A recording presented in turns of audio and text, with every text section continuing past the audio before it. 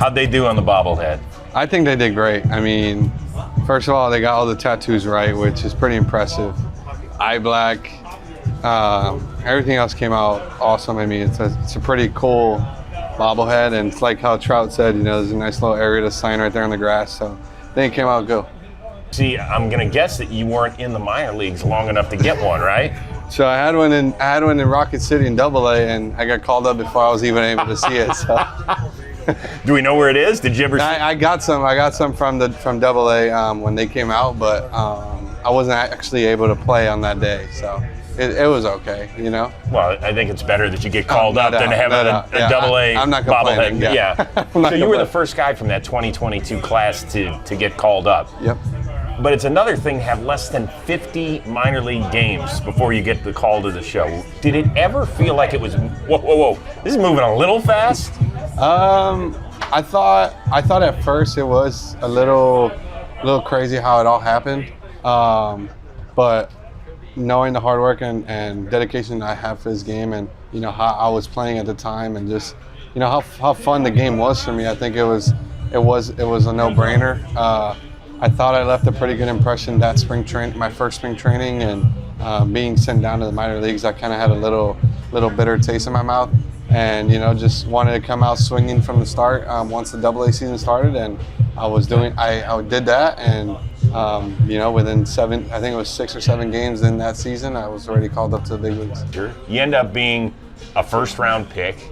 And then all of a sudden, you not only get drafted to the Angels, you get drafted to a team with Mike Trout and Shohei Ohtani. You can tell me, even though you're a show big leaguer, like the first time you walk on the field and you see those two guys, where you're like, what the hell's going on here? Yeah, it was pretty crazy. My first spring training, I was able to see both of them. You know, Trout's locker's like right in front of mine, and then Shohei's is right at the end of the locker room. And it's just seeing those guys walk into the locker room, and it's like, okay, is this actually real? Like, you know, I know they're my teammates, but this is pretty sick. And it was just, you know, breaking the ice with the first conversation. You know, you don't want to be rude and you know, disrupt their time or whatever.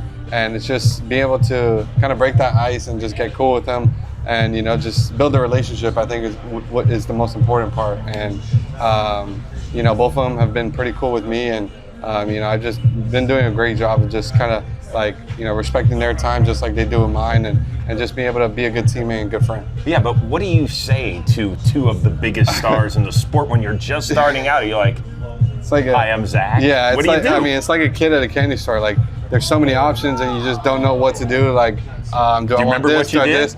I honestly have no idea. I mean, it probably wasn't a lot of talking. It was just more waiting for somebody to say my name. It's like, oh yeah, that's me. You know, just. But they both knew who I was. I think it was pretty cool. And but yeah, it was definitely a cool one. See, this is the difference between you and me. If that had been me, I would have called my parents and been like, Mike Trout knows my name.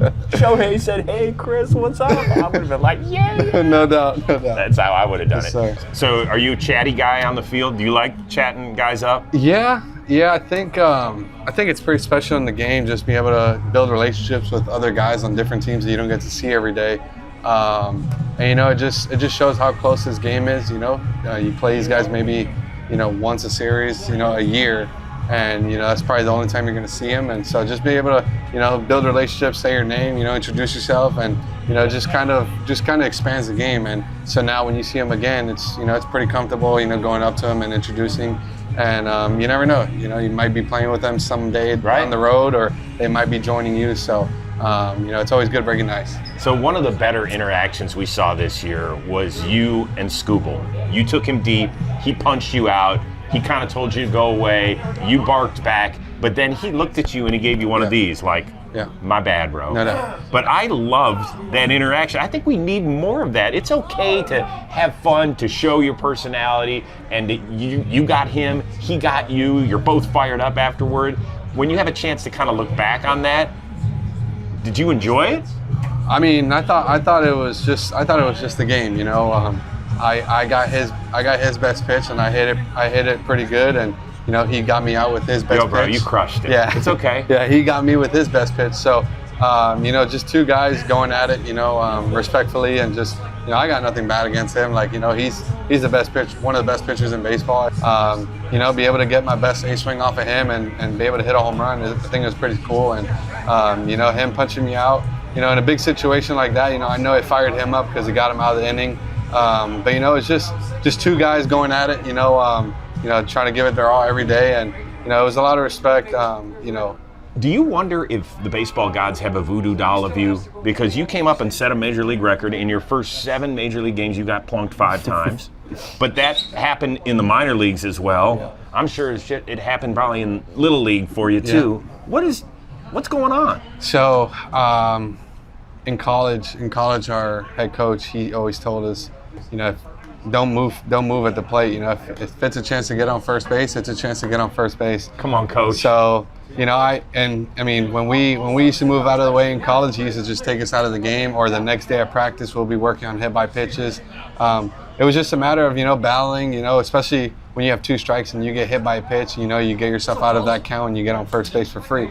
So, I always respect him for that. I never really got hit in high school until I got to college. I started learning his way, and ever since then, I've just been getting drilled with the baseball. So there is an art to getting hit by a pitch. That's right. That's right. So for little kids that want to grow up and get hit by a pitch, what is the one thing? There's a right way to get hit and there's a wrong way. The wrong way is when it hurts. The right way is be able to see the ball and be able to protect yourself enough to where it gets most of the meaty part, or if it hits a spot where it's not going to get as sore or anything the next day. Exactly.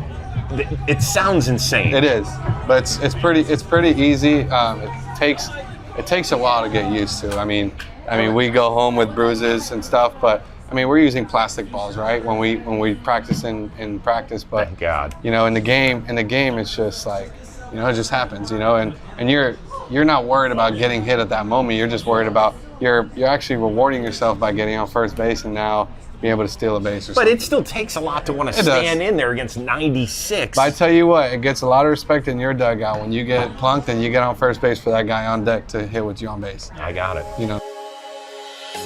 ご視聴ありがとうございました。チャンネル登録と高評価よろしくお願いします。